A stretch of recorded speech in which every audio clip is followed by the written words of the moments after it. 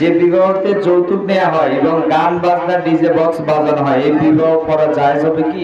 বিয়েতে যৌতুক নেওয়া হয়, এই বিয়ে করা যাবে কি যাবে না, এই কথার উত্তর কি দিতে হবে? শেখ আব্দুর রাজ্জাক বিন ইউসুফ হাফিজাহুল্লাহর ভাষাতে বলতে হবে, কা পুরুষের বাচ্চা কা পুরুষ? তোমাকে বিয়ে করতে কে বলেছে? তোরা বাপ বেটা মিলে গাইবান্ধা রেল স্টেশনে গিয়ে ভিক্ষা করে খাবে? টাকা নাই বিয়ে করতে কে বললো? তোমাকে আমি বলেছি চকলেট বিক্রি করে খাও। তোমার বাপ বেটা দুজনকে যদি মূর্খ প্রমাণ করতে না পারি, জাতির সামনে আর বক্তব্য দিতে আসবো না।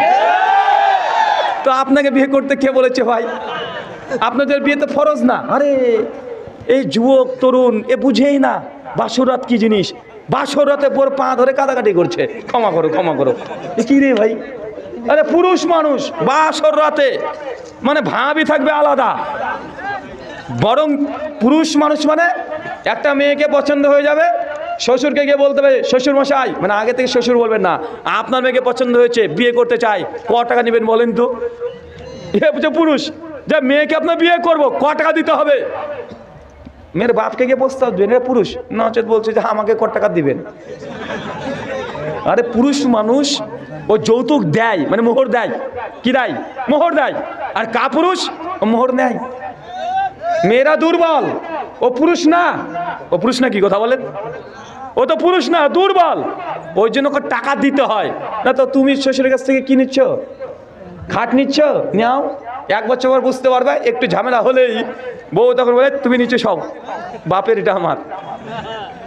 মোটরসাইকেল নিয়েছো না, একটু 19-20 হলেই বলে মোটরসাইকেল রেখে যাও, বুঝবেন ঠেলা।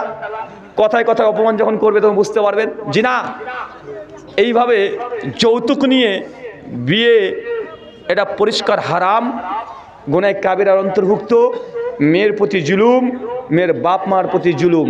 আর গান বাদ্যযন্ত্র এ তো হারামের হারাম, ডবল হারাম। বিরত থাকবেন। শুকরান, জাযাকাল্লাহ খায়রান, বারাকাল্লাহ ফিকুম, ওয়ামা আলাইনা ইল্লাল বালাগ। আসসালামু আলাইকুম ওয়া রাহমাতুল্লাহি ওয়া বারাকাতুহু।